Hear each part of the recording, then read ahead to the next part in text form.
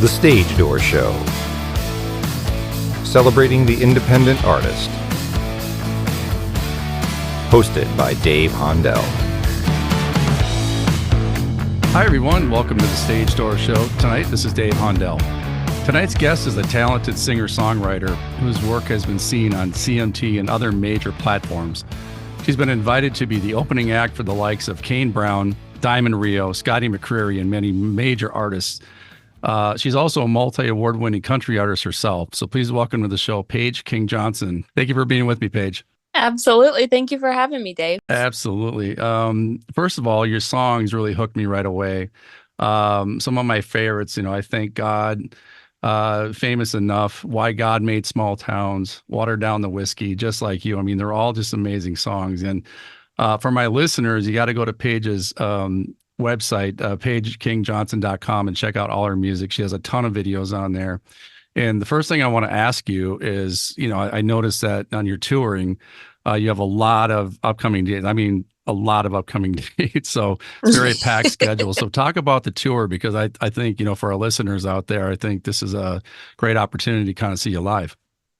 Yeah, well, I mean, I think probably one of the coolest parts of my job as a singer-songwriter is that I do get to travel all over the place. And I tell people all the time that, I've seen a lot of places of the world that I probably would have never seen if I didn't have a guitar strapped to me. And I love getting to travel, and I love getting to play new places and see new people. And I'm such a people person. And so truly the live show aspect of my job is one of the best things and the most rewarding things for me. So I do stay on the road as much as I can. I play a lot around kind of the Southeast region, and always trying to expand out that, the radius away from there. But yeah, it's amazing. And I love getting to be able to be out on the road. And weirdly enough, I enjoy hotel rooms. So Well, I noticed on the 11th of April, you're performing, sharing the stage with Clint Black. I mean, you're performing the same concert. So talk about, performing with some of these, iconic, musicians. And, I know that growing up in a small town in North Carolina and, moving to Nashville and stuff, I mean, that's got to be an amazing experience for you to, kind of be, just like on the rise yourself and one of the country stars yourself. So talk about sharing the stages with people like Clint Black. Oh, it's so insane. And honestly, every time I get one of those calls of, hey, would you be interested? I'm like, that's not even a question. Of course I'm interested. But I'm always so grateful for it, because that is such a testament and, kind of like a pat on the back, if you will, for what you're doing and the hard work that you're putting in. And every single time that I get to share the stage, especially with a legendary artist like Clint Black, or somebody that has been doing so well in the industry for so many years, I truly take it as a geeky kind of a moment to take everything in and learn, because it's such a learning experience for people like what I consider myself, a baby artist who has been doing this for less than 5-10 years. And there's so much to be learned from those artists, of not only how to put together a show and how to interact with your band and all the things, but also how to work a crowd and how to entertaining. And that is such an art form that people don't realize. And so it is a really cool opportunity for me to be able to watch those people in their element and kind of pick up on the things that they're doing and the nuances that they put into their shows. And honestly, just to geek out. Yeah. Playing with Clint Black. I mean, I'm a 90s kid, so I am I will definitely be fangirling a little bit from side stage. I hear you. I mean, and you also, I understand, went to school for music business. And one thing I've always said on this show is, you should know the business as an artist, and, especially as an independent artist, like a lot of our listeners. So has this helped you in your career so far? Oh, 100%. There's only so much in any profession that there's only so much that you can learn from a textbook, and the rest is just, you have to get your hands dirty and doing whatever that it is that you're trying to study, whether that's, being an engineer or becoming a doctor or being an entertainer. And so I have learned so much outside of the classroom, way past after I've graduated, that has added to my job as a performer and as a songwriter and as a singer in the studio and everything in between. There's so much to be learned from A, watching these people perform, but B, just sitting around and just being quiet and listening to their stories and letting them kind of teach you very indirectly through just listening to them retell, funny stories or memorable things that happened to them in their career. So Belmont taught me a lot, but I have learned just as much outside of the classroom too. Yeah, for sure. And, and being in Nashville too, it's heavily populated with like songwriters and, but what I've learned by interviewing several artists that are out of Nashville is that it's a very collaborative town. And unlike other cities that are music cities, I think the competition is there, obviously, but it's more collaborative than other cities might be. So talk about that collaboration with other songwriters. And do you feel that Nashville is that collaborative city where you can work with other songwriters and there's no sense of competition? Everybody kind of helps each other get their project completed. Is that true? Yes. I mean, you're 100% hitting the nail on the head. There is something very special about Nashville that you hear a lot of people say if they have spent time in other big music cities like LA or New York or Atlanta, that coming to Nashville is a whole different experience, and it is so collaborative. And I had to learn very quickly when I moved to Nashville that it is a co-writing town and just a collaborative town in general.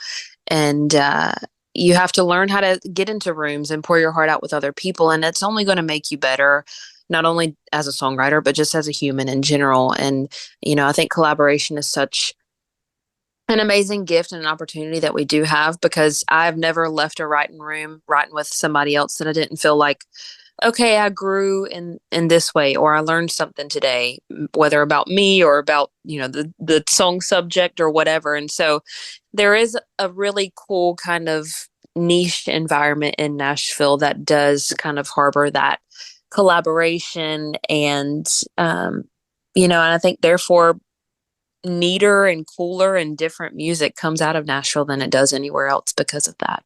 I agree, completely agree. And, speaking of songwriting, your single, I Thank God, one of my favorite songs of yours, talk about the writing of that song. It's flawless. I mean, I listening to the song several times, I just think it's a flawless written song. And so talk about that and also the video. Oh, well, thank you. First of all, I really appreciate that. And I wrote this song with a dear friend of mine, Mike Astrakan. We've been writing together for over 5 years. And he brought the song title idea into me in July, I believe it was July of 2022. And he knew after writing together for so long, you know somebody very deeply. And so he knew that my faith was a really big part of who I was as a person and as a songwriter and as an artist. And he brought this song title into me, and I immediately fell in love with whatever it could be. And so we kind of started chasing it down, and we wrote the song in just an hour and a half, which is crazy. That doesn't happen a lot in the writing room. Absolutely. Yeah. It really kind of felt like it just fell out on paper. And it started out as just kind of an honest prayer of gratitude. And, over times of playing it out in the world and hearing people's stories and seeing their reactions to the song, it kind of grew into something way bigger than us and something bigger than what we ever had imagined that day in the writing room. And, when I was starting to play that song out, it was the song that brought people up to me at the end of the show, and they would say, that song about God, is that song released yet? Or that song, really opened me up. And it's opened up all these doors for conversations about faith, which is something that I'm always open to. And I love hearing those stories and being able to talk to people about that. And so it's opened a lot of doors for me in more ways than one. And I'm just so grateful for that little song that we just wrote very innocently that day. When I pour my cup of coffee and watch that sweet sunrise and catch a bite to eat before I kiss him goodbye for another day as I head off to that 40-hour job. I thank God. When I put my car in drive on an old familiar road and get to live a life in this town that I call home, I can't help but see my roots. They run deeper than I thought, and I thank God. Thank God for the laughter, the family and friends. I thank God for the memories that make the time well spent, and for the ones that guide me when I'm feeling lost. I thank God. It was great. And I mean, I really enjoyed that song. Another one that I really enjoyed was Why God Made Small Towns. I mean, it's another great song. I mean, every song I've listened to has been fantastic, but Why God Made Small Towns, I think if anybody's, and I live in a small town myself, and I didn't grow up in a small town, but I live in a small town. So it really kind of hit home for me. And so talk about that song as well, because I think, anybody that sees that video, it really spoke to to your words. And I think that was also well done. So talk about that song. Yeah, well, the video I shot in my hometown in North Carolina, and that was just such a special thing to be able to do. And, the song meant so much to me. I also wrote this with Mike Astrakan, who I wrote I Thank God with, and he's written a lot of songs with me, a lot of my favorite songs. And once again, we kind of had that shared experience of growing up in a small town and then moving to the big city and chasing a dream. And whenever I moved away from my hometown, I was freshly graduated from high school and was ready to, get out. And I was under the impression that it had nothing left to offer for me, and I had outgrown it and anything that it could do for me, as any smart, headstrong 17-year-old would. And it wasn't until I moved 500 miles away from where I was raised that I really, truly realized how good I had it, and realized, how special of a childhood that you could have to be raised in somewhere that you would miss that much. And I know that not everybody has that experience, but from most people that I know that did grow up in small communities and in small towns like that, they did all kind of have that shared experience of the people in that place really made the place. And it's just something that you can't recreate. And in my opinion, there has to be a higher power that creates places like that can raise up amazing human beings that can go out and do amazing things in the world. And, I'm grateful to have a small town like that to be able to go back to, and, the people in it to be able to go back to, and they're constantly supporting me from day one all the way until, I breathe my last breath in whatever music I do. And so it's a really special thing, and I'm very, very grateful for it. They're just a few square miles from one line to the other. They're mighty in heart, but mighty small in number. And they welcome everybody from sun up to sundown. That's why God made small towns. They're nestled in every corner from coast to coast, full of everyday people with dreams and hopes, putting in hours to help the world keep spinning round. That's why God made small towns, to have a family and raise them up, to have a place to land when you're down on your luck, to live for Friday night and Sunday church, and heal everything with just a little dirt. He wanted a special place where the lost can get found. That's why God made small towns.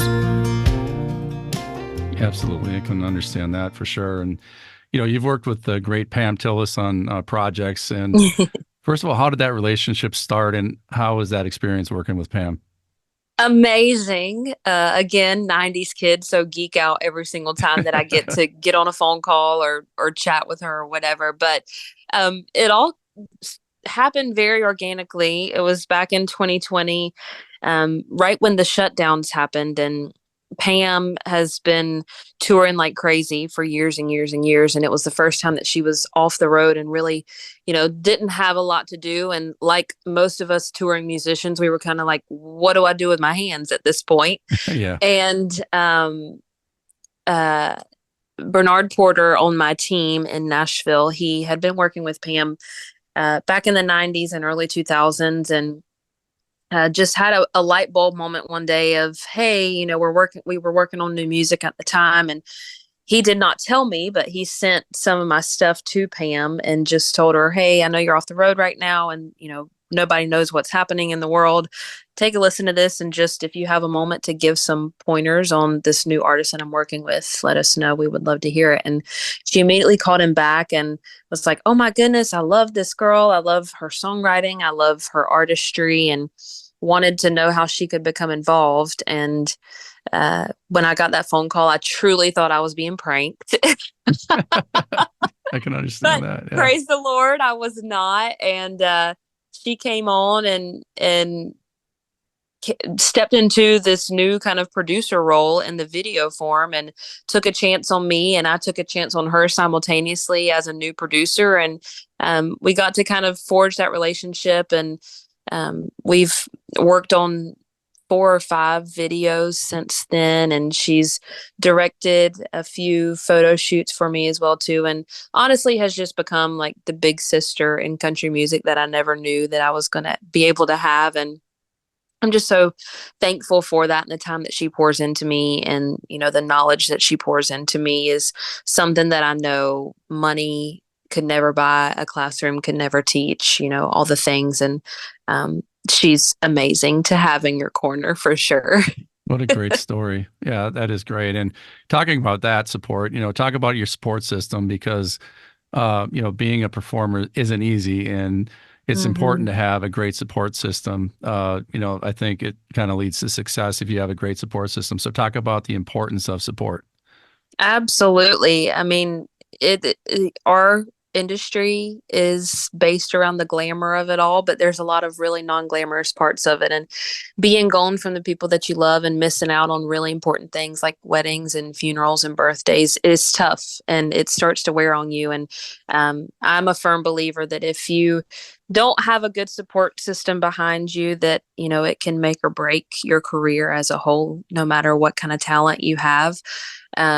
And I'm so, so grateful to have an amazing support system from my parents and my sister and my husband. And I have amazing friends and family from that small town that still support me in every single show that I do and send me sweet messages all the time. And, I think when people do take the time to write a card and mail it to you, or to send you a text or whatever, it can seem so little, but in a career where you can feel very isolated a lot of the times, other than the 90 minutes that you spend on stage in front of a lot of people, it really does go a long way. And I'm just so, so grateful for those people in my life. What drives you? Oh, in a lot of senses, food drives me a lot. Me no, too. but in the sense of, on the hard days, what keeps me going, it is always the people. And I don't love the word fans, because that feels a little weird to me, but just the supporters and the people who continue to show up for you every single night. And I am such a people person, and I'm such a connections person that the long days become well worth it whenever you do get to be on a stage and see those people, see the smiles on their faces, or see them singing words back to you, or getting to meet them at the merch table after the show and getting to hear their stories of how that one song that you wrote on a random Wednesday that you never knew would see the light of day somehow changed their life, or like help them make a breakthrough. And that really makes it all worth it for you. And that's where you get a lot of the gratification and everything that comes along with it, that makes it, all warm and fuzzy. For sure. That's well said. You're a multiple Carolina Country Music Award winner in several categories. That must be a great honor for you, for your home state, to recognize your accomplishments. Yeah, always. It sounds cheesy, but in anything like that, I'm always just grateful to be nominated and recognized among a lot of other amazingly talented singers and songwriters and artists that are working their butts off day and night, just like I am. But to be able to bring home awards and have them, on the shelf as motivation to keep making better art and keep working just as hard, is always a really nice thing to be able to do. And, I pray that just continues to open doors to be able to meet more people and, hear more stories and make more connections with people. Yeah, that's great. And also, you've had a lot of music videos on CMT and other TV platforms. And I just want to ask you, how it was seeing your music video for the first time on national TV? How was that experience for you? Really weird, honestly. Well, and especially too for projects like that, whether it comes out on TV or just, finally gets released out into the world, wherever, the regular schmegular people who haven't had their hands in it for 6 months to a year before it ever comes out into the world don't realize, like, I have probably watched those pieces of work 200 times before it ever gets out into the world. So seeing it on TV and, it has the little things in the corner that says Paige King Johnson, famous enough or whatever, and has the credits. It's like, oh, wow, this was a real thing. Like, I used to just watch this on my phone screen and send back edits, but now it's out into the world and it's a final piece. And, it's reaching people all across the world. And that's just a really cool thing to be able to see. And that is one of those kind of, true, like, visual, tangible things that you can get in this industry. And it was a cool moment for sure. That's really cool. I also understand you grew up on a farm in that small town in North Carolina, and you were named by the state of North Carolina as musical ambassador. And I understand you were in 4-H when you were growing up, and I know agriculture is a huge, huge thing. And you're very passionate about it. And, agriculture to me is the backbone of America. And it's what puts food on the table. And I know you have a song about that as well. But talk about being named the musical ambassador for this program about agriculture and why, just tell our listeners also the importance of agriculture in our country and the world, really. But, talk about why you're so passionate about it. Yes. Well, I'm like you. I told you I like to eat. And if it weren't for the farmers and ranchers that spent day in and day out, given everything they have to the land that they're on, this whole world would be in shambles. And as growing up as a farm kid in 4-H and FFA, I was grateful to kind of have a front seat to that and to have a little bit better understanding of not only the, importance of it, but also the amount of work and sacrifice and faith that has to go into that. And when I moved to Nashville, I kind of started mourning the loss of my horse girl identity and that whole agriculture background. And so when I got the call from the Department of Agriculture a couple of years ago of, really, it was, hey, Paige, we've never done this before and we don't know what it's going to look like, but we love your background in agriculture and the appreciation that you have for it. And also we love, where you're going in music and the devotion that you have in that. And we would love for you to kind of come on as a musical ambassador and help us figure out what that looks like. And so I got to spend a year and a half traveling around my state of North Carolina and visiting a lot of different farmers and ranchers and learning from them and hearing firsthand experiences to then be able to go out and start advocating for our farmers and ranchers, and also getting into schools all over the state of North Carolina and starting to talk to the students and reinforcing the importance of agriculture and how we need young people to become involved in it and to carry on those traditions for the safety and the well-being of our whole country and our world. And so it's something that I continue to do every day and I advocate for, and I'm so passionate about. And it's just a really cool thing to kind of be able to add to the resume and figure out as you go along.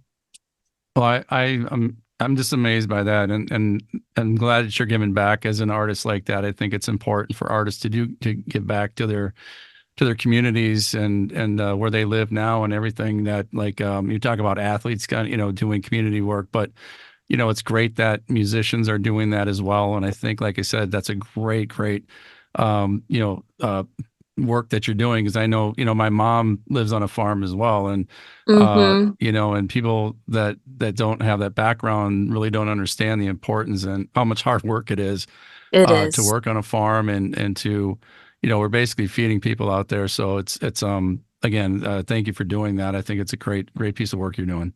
Oh, well, thank you. And then, you know, I always have artists give advice to up and coming artists themselves, but I'm going to ask you this question. You know, what do you tell that little girl who's growing up on a farm like you did, who has dreams of being a singer someday? What do you tell that girl? A couple of things. If you have a dream, baby girl, go do it. You know, I felt a lot of, not shame, but I held myself back for a little while thinking, you know, I'm not going to make X, Y, and Z. I'm not going to make them happy because I'm going to leave here and I'm not going to follow through with whatever people expect me to do. And, you know, there's a lot of people that you may upset in trying to chase after a dream that may not be straight down the line of what they think you're going to do. But, it is going to be something that you can change the world with. And I've become a better person because I did that, and have gained a whole new appreciation for a lot of different things because I did chase after that dream and did something that not everybody else was willing or able to do. And I knew that if I didn't, that I would probably regret it one day. And so it took some tough decisions. A few tears were shed, but in the end, I'm so grateful that, you know, I didn't let other people stop me or hold me back from dreaming bigger than just, you know, the few square miles that I grew up in. And also, you know, in the music industry, but also in anything, there's a lot of different people that have different opinions of how you should look or how you should sound or what you should be doing or what timeline that you should be on. And that's great. Everybody can have their own opinion, but at the end of the day, it's your career and it's your life, and you have to be happy with it while you're in it. And you also have to be proud of it and, you know, be able to look back on it 20 years later and feel like it's a good representation of you and your family and whoever else that is involved around you. And so, you know, staying true to yourself is a really, really important thing in whatever you're chasing after. And it takes a lot in the music industry because there's a lot of people who have a lot of different opinions of what you should sound like and what you should look like and what you should wear and all the things. And I always, my meter is, at the end of the day, if I'm proud of it and my mama's proud of it and Jesus is proud of it, then it's probably the right thing to do. And that's kind of how I gauge things. And you just have to figure out what your gauge is and not be apologetic for it because it's your career, and only you can kind of shape it and form it and tell it where it's going to go. Great advice. Thank you for that, Paige. And you know, before we go, I want to ask this question. You know, when it's all said and done, Paige, what do you want your legacy to be? What do you want to leave behind when people think of Paige? Well, really what keeps me going every day, and when I sit into the writing room or go into the studio or get ready to go on the stage, you know, as a big part of my faith, I hope that the biggest thing I can do is leave behind a little bit more love and light is what I always say. And if I can give that to somebody else so that they can give it to another, then I've done my job. And, you know, also just to be able to put more smiles on faces and bring people closer together. And it sounds very, you know, woo woo or hippie or whatever it is. But, you know, that's why we're put on this earth, is to love people around us and, you know, try to leave it a little better than what we found it. And so that's my hope. And if I do it in music, great. If I do it through raising kids one day, great. If I do it through a completely different job that I never saw coming 15 years from now, great. As long as I can, you know, be a good person and be able to love people around me, then I've done my job. Well said. You know, so PaigeKingJohnson.com, make sure you go to her website. A lot of great videos, her music, her story, tour dates, everything is on there. It's a great website, and make sure everybody goes to that website and checks it out. And again, you know, you have a lot of upcoming dates coming up performing. So make sure you guys check that out and go see her if you're in the area. And, I can't thank you enough, Paige, for being on the show. I really appreciate the time you took today. And, best of luck to you in the upcoming, future for you, for your performing and everything else. Just as a person, I just, wish you nothing but success. Oh, well, thank you so much. I appreciate you having me on here. And I thank you for the time and the space to be able to jap my jaws a little bit. Well, thank you so much, Paige. Again, appreciate it, and hope you have a good night. Thank you so much. Thank you. You as well. Ain't it just like a man to forget every birthday and leave you hanging on the line, wondering if he's gonna say I love you? Ain't it just like a man to show up late to the party, expecting you'll be ready to leave on his arm soon? But ain't it just like you coming in from a long, hard day, dirty hands wrapping around my waist? Baby, tell me what's happened since I left this morning. And